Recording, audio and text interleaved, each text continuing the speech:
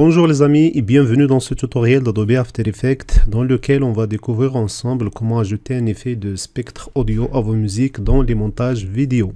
Pour le cas pratique, supposons que vous avez participé à une émission radio et que vous avez récupéré l'audio et vous cherchez par la suite à monter une vidéo dans le but de la partager sur les réseaux sociaux. Alors voici le résultat attendu. La durée de la vidéo doit bien sûr correspondre à la durée de votre audio avec une image de background et votre photo incrustée dans un cercle entouré de spectres audio animés. Alors sans tarder, on passe à l'action et on va tout reprendre étape par étape. C'est parti. Alors comme j'ai dit, on va tout reprendre à zéro. Alors je vais enregistrer ce projet en cours en faisant fichier enregistrer. Et je vais créer un nouveau projet vierge en faisant fichier nouveau projet. Alors, je commence par créer une nouvelle composition. Une composition, c'est l'équivalent d'une séquence dans Premiere Pro. Alors, je clique ici pour créer la composition. Je peux l'appeler dès maintenant Spectre Audio, par exemple. Vous êtes libre de l'appeler comme vous voulez. Pour le format, je vais choisir HD 1920 sur 1080 pixels. La cadence 29 images par seconde. Et ce qui est important aussi, c'est la durée. Alors, remarquez ici ces paramètres séparés par des points-virgules. Alors, le dernier point-virgule à droite ici, 28, c'est le nombre de frames. 59, c'est le nombre de secondes. Les doubles zéros, c'est le nombre de minutes. Et le dernier zéro, c'est le nombre d'heures. Alors, il est paramétré à 59 secondes, 28 frames. Alors là, on peut dès maintenant définir la durée de la prochaine composition. Donc, de manière à ce qu'elle corresponde à la durée de mon audio, qui fait 52 secondes, ou bien on peut à tout moment, donc je clique sur OK, peu importe, on peut à tout moment exiger sur la composition à ce qu'il corresponde exactement à l'un des calques de ma composition. Alors je valide par OK. Maintenant, je vais commencer par importer tous les documents nécessaires. Alors, pour information, j'ai déjà téléchargé sur Pixabay cette image de background de microphone, cette image de ce monsieur ici, et l'audio. Alors, il s'appelle Hard Rock Logo, cet audio. C'est pour la démo. OK. Alors, je vais tout importer dans Premiere Pro. Dans le panneau projet, il suffit de faire double-clic pour importer les fichiers. Alors, comme j'ai dit, je vais choisir ma photo de profil. Je vais choisir aussi celle-là du microphone de background. OK. La photo de ce monsieur-là et mon audio. Voilà, je fais ouvrir. OK. Alors, maintenant, je vais importer mon audio vers la timeline. Donc, je glisse ici dans le panneau des calques. Il est là. D'accord. Et ensuite, sachez qu'il est impossible d'appliquer un effet de spectre audio à l'audio lui-même. Donc, c'est comme ça. Je sais pas comment ils ont fait pour After Effects. Mais de toute façon, sachez qu'il est impossible d'appliquer donc l'effet spectre audio et d'afficher le spectre ici en l'appliquant directement sur l'audio lui-même. Alors pour ça, je vais créer un nouveau calque. Donc je fais bouton droit ici, nouveau, et je vais choisir solide. Il me crée donc un solide grès foncé uni 1, d'accord, de largeur 1920 à 1080. Donc je peux créer, exiger, si ce n'est pas les mêmes dimensions, créer taille de la composition, mais c'est déjà les mêmes dimensions, donc c'est bon. Alors je valide par OK. Maintenant je peux appliquer l'effet spectre audio à ce calque gris foncé uni 1. Comment? C'est dans effet et paramètres prédéfinis. Donc là je peux taper le nom qui porte bien sûr le même nom. Donc il suffit de taper spectre. Voilà, spectre audio. Si ce panneau n'est pas affiché, c'est simple, vous allez dans fenêtre et il faut chercher donc le panneau qui s'appelle effet et paramètres prédéfinis. Alors c'est déjà coché. Si ce n'est pas le cas, vous n'avez qu'à le cocher pour le faire apparaître quelque part. Voilà, donc je glisse cet effet spectre audio, je le glisse ici dans les calques ou bien ici dans la timeline, mais sur le calque gris foncé uni. D'accord? Donc je le glisse, voilà. Alors remarquez déjà que j'ai ici donc une barre qui s'affiche, mais si je fais play, mon spectre audio n'est pas animé. Pour ça, pourquoi? Parce que il faut, dans les paramètres de l'effet spectre audio, lui spécifier quelle est la source audio pour pouvoir animer le spectre. Alors, dans les paramètres donc, de cet effet, donc une fois le calque greffe en CUNI 1 est sélectionné, bien sûr, on vient ici et on choisit dans le premier paramètre calque audio. Quel est le calque audio utilisé pour afficher le spectre? Donc il faut le choisir dans cette liste déroulante. C'est audio radio.wave. Voilà. Déjà à ce niveau, c'est très bien. Remarquez aussi autre chose, j'ai ces 3 points. Donc un point au centre et 2 points à gauche et à droite.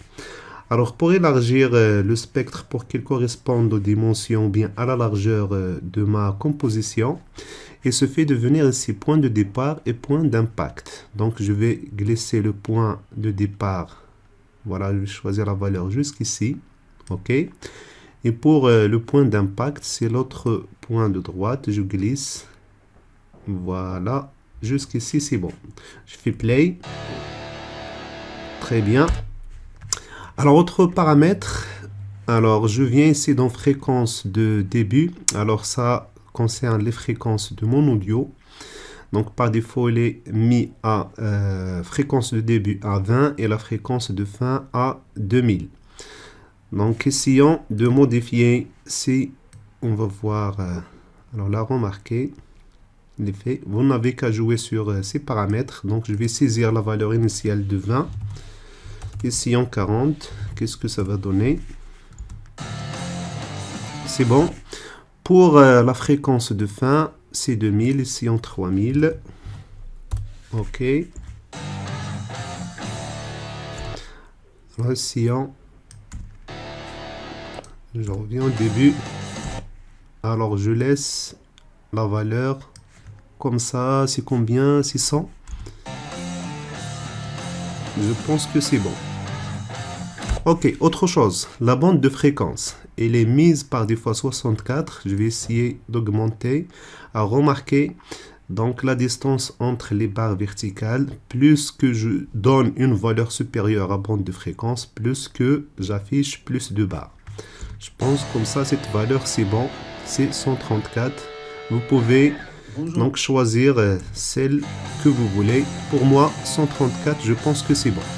Autre chose, la hauteur maximale. Alors, comme son nom l'indique, ça permet donc d'ajouter la hauteur maximale de ces barres verticales. Donc, hauteur maximale, ici, en une valeur plus. Alors, 1060 à titre d'exemple. C'est bien. Pour la durée audio en millisecondes, il est mise à 90. Essayons de changer la valeur. Donc, remarquez l'effet. Donc, je pense 90, c'était bien. Donc, je saisis 90. C'est bon. Quoi d'autre? Pour le décalage audio en millisecondes, il est mis par défaut à 0. Essayons une autre valeur. Donc, il suffit de glisser ici à droite. Remarquez l'effet.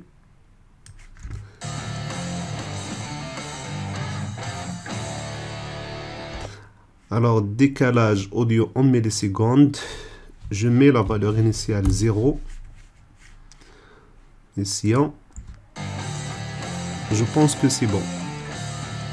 Pour l'épaisseur, comme son nom l'indique, ça concerne l'épaisseur de ces barres verticales. Donc ici, une valeur plus que 3 par défaut. Remarquez. Donc vous n'avez qu'à changer tous ces paramètres à votre guise et voir en temps réel le résultat obtenu. Voilà. Donc pour l'épaisseur, je laisse, je pense, 4. Ici en 4, c'est bon. C'est suffisant. Autre chose.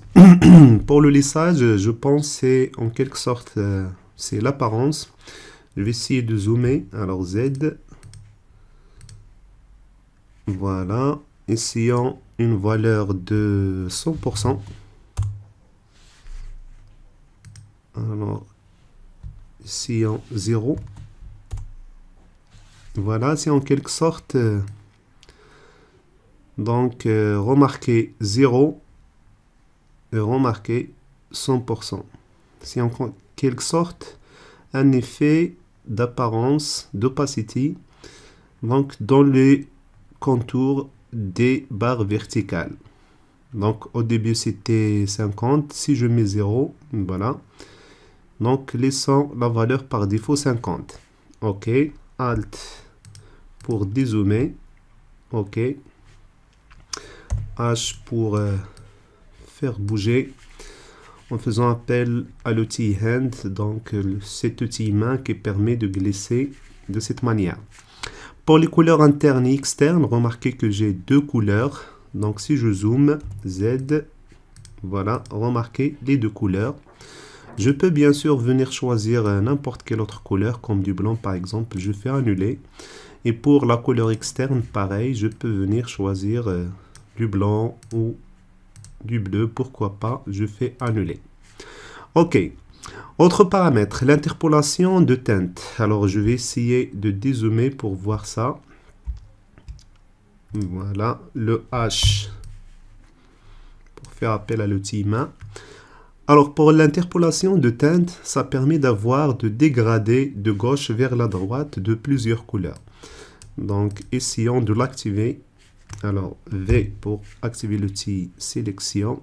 Alors, je change ici les paramètres. Remarquez, je pars de cette couleur rose vers la couleur rose. Pourquoi? Parce que j'ai ici phase de teinte ou bien symétrie chromatique. Donc, je décoche cela. Donc, maintenant, j'ai des dégradés de plusieurs couleurs. Essayons de voir le résultat. Super. Donc, vous n'avez qu'à faire bouger ce paramètre pour avoir plus de couleurs. Pour l'option d'affichage, alors pour le moment, on a des barres verticales, c'est ce qu'on appelle l'affichage numérique, mais je peux choisir ligne analogique. Alors, remarquez le résultat. C'est aussi magnifique, ou bien point analogique, comme son nom l'indique, c'est des points qui sautent de cette manière. Alors, je laisse le premier numérique. Option secondaire, c'est d'avoir sur la face A, c'est-à-dire en haut et en bas, les barres. Mais si je choisis uniquement face A, ici, j'ai uniquement, donc la face A, ça veut dire en haut, j'ai uniquement les barres dans la partie supérieure. Pareil, donc si je choisis face B, partie inférieure, et si je choisis les deux, c'est pour les afficher tous les deux. Alors, je vais choisir face A. Je pense que c'est bon. Pour durée moyenne et composition sur original.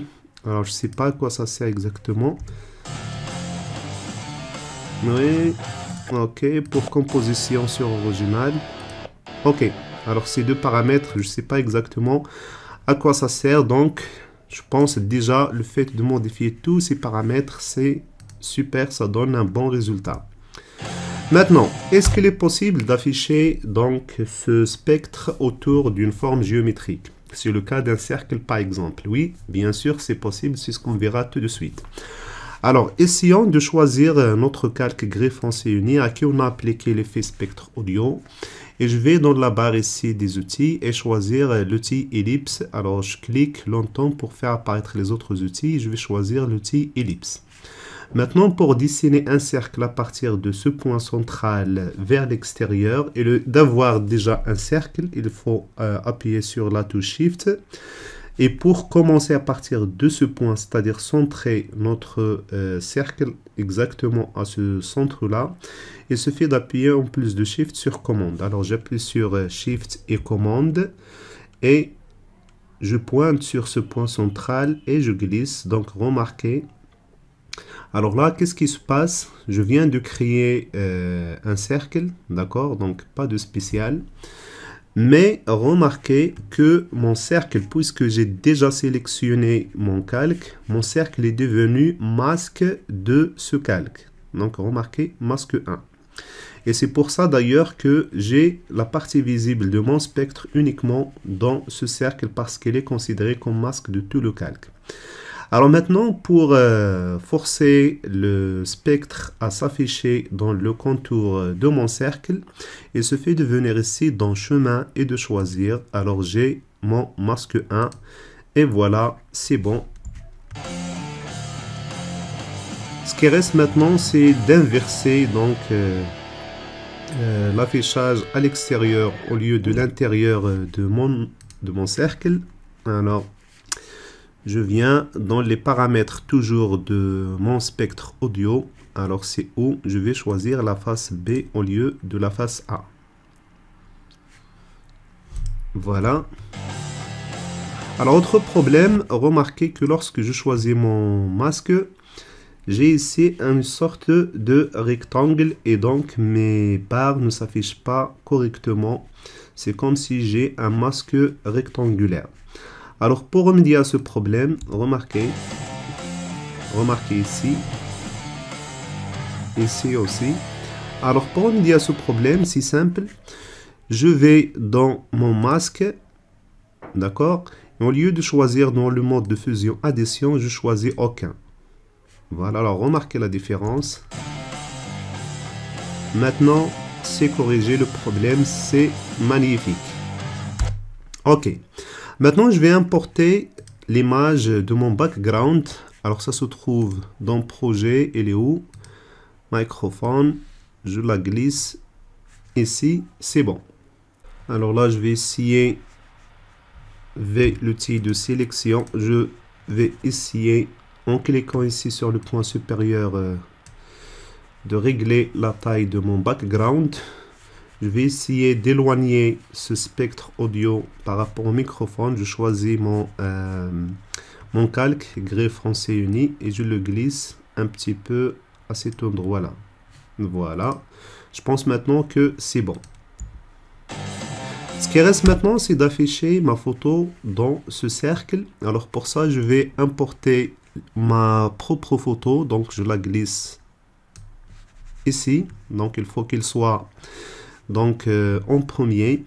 Je vais essayer de jouer sur l'opacité. Donc une fois donc le calque sélectionné, j'appuie sur la touche T, donc opacity en anglais. Alors je ne sais pas pourquoi ils n'ont pas choisi, pour faire appel à opacité, ils n'ont pas choisi la première lettre O. Peut-être c'est réservé à autre chose, mais de toute façon, pour faire appel au paramètre opacité de mon calque, j'appuie sur la touche T. Donc ça vient de opacity, d'accord? Alors je vais essayer de changer l'opacité de ma photo, puisque j'ai un arrière-plan en noir. Je pense maintenant que c'est bon. Je vais la glisser au centre. Voilà, c'est bon. Maintenant, ce qui reste, c'est de faire le même masque pour faire apparaître donc ma photo à l'intérieur de ce cercle. Alors pour ça, voici ce que je vous propose. Alors je vais choisir toujours mon premier masque. Il est là. Je vais afficher les règles pour créer des repères. Donc je clique ici et j'affiche les règles. C'est exactement la même chose que sur tous les logiciels Adobe. Je glisse dans la règle vers ce point-là pour créer mon premier repère. Je glisse pour créer un autre repère vertical de cette manière. Je peux zoomer pour bien ajuster mes repères. Maintenant, j'ai le centre de mon cercle. Alors maintenant, je vais essayer de créer un autre cercle du même centre. Alors, je vais choisir ma photo de profil. Voilà, il est sélectionné. De la même manière, je vais essayer de faire appel à l'outil ellipse. Et je pointe sur le centre, l'intersection de mes deux repères, Shift appuyé et commande pour créer donc mon deuxième cercle. Voilà, je viens maintenant, une fois toujours le calque sélectionné, c'est important pour créer le masque correspondant à ce calque. J'ai maintenant ma photo qui s'affiche à l'intérieur du spectre. Voici le résultat final. Extraordinaire. Alors je tiens à expliquer ce truc de masque. Alors, je vais masquer les repères. J'ai fini avec. C'est bon. Voilà. Alors j'ai dit, si vous n'avez pas sélectionné le calque, la photo, et que vous dessinez à main levée donc un cercle ou bien une ellipse, là vous allez créer un calque à l'extérieur de calque. Donc c'est pas du tout un masque. Donc c'est pour ça que c'est important de sélectionner le calque et ensuite de dessiner pour créer le masque correspondant. Voilà, je supprime. J'espère que j'ai bien expliqué ce truc. Voilà, delete. Maintenant, ce qui reste, je pense, c'est d'ajouter du texte, le titre, c'est simple. Alors, je vais dans la palette d'outils, je vais choisir l'outil texte. Je dessine une zone de texte, là où je vais écrire mon nom. OK, pour les paramètres, vous sélectionnez votre texte et dans le panneau caractère, vous pouvez choisir la police que vous voulez. La couleur, ici, un peu de gris clair. OK.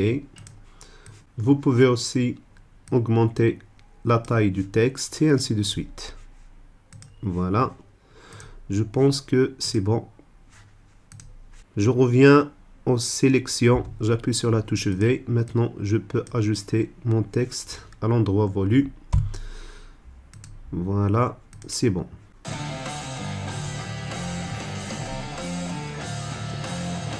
Alors, ce qu'il reste maintenant, c'est d'exporter tout le travail, mais avant tout, il faut régler la durée de ma composition à ce qu'elle corresponde bien à la durée de mon audio. Alors, mon audio, il est là, il s'arrête à ce niveau-là.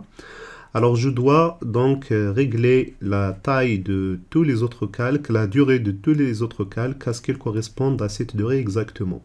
Alors pour ça, ce qui est possible de faire, c'est de venir ici dans fin de la zone de travail et de glisser une fois Shift appuyé pour avoir cette sorte de magnétisme, d'accord?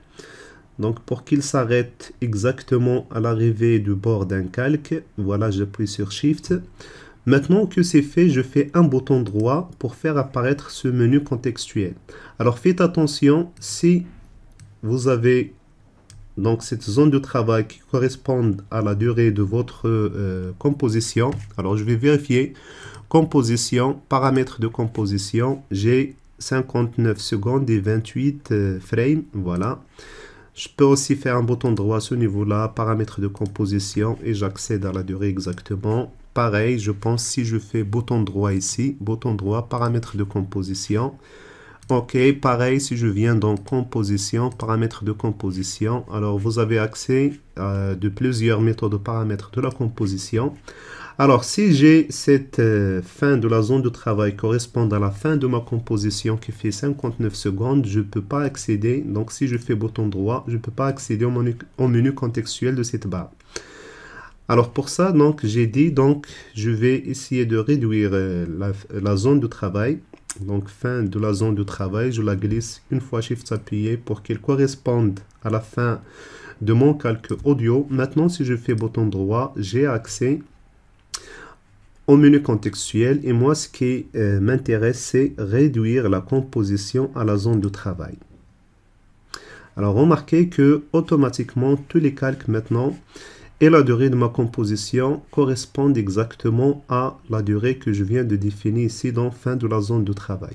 Maintenant, si je viens dans composition, paramètres de composition, remarquez que j'ai 51 secondes et 22 frames qui correspondent à la durée de mon audio. Je valide par OK. Et maintenant, je n'ai qu'à exporter mon travail. Alors, je viens cliquer ici, voir. Et maintenant, ce qui reste, comme j'ai dit, c'est d'exporter mon travail. Donc, dans Composition, je viens dans Ajouter à la file d'attente de rendu. Voilà. Et dans les paramètres, donc, à définir, donc, je clique sur la destination. SpectreAudio.move. Je valide. Pour la qualité, donc, je clique ici. Et je vais choisir QuickTime. Pour les paramètres de la sortie vidéo, sachez dans couche que je peux exporter en mode RVB plus alpha si je souhaite exporter de la vidéo transparente. Ce sera le sujet d'un autre tutoriel. Je peux bien sûr redimensionner et choisir donc d'autres dimensions pour ma prochaine vidéo. Et ainsi de suite, je valide par OK. Et maintenant, je n'ai qu'à lancer le rendu en cliquant sur rendu.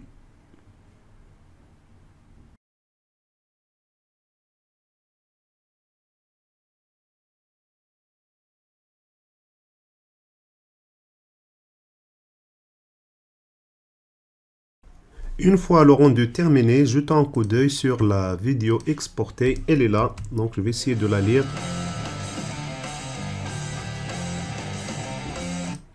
Bonjour les amis et bienvenue dans ce tutoriel d'Adobe After Effects dans lequel on va... Et avec ça, on arrive à la fin de cette leçon. J'espère qu'elle vous aura plu et je vous donne rendez-vous dans un prochain tutoriel After Effects.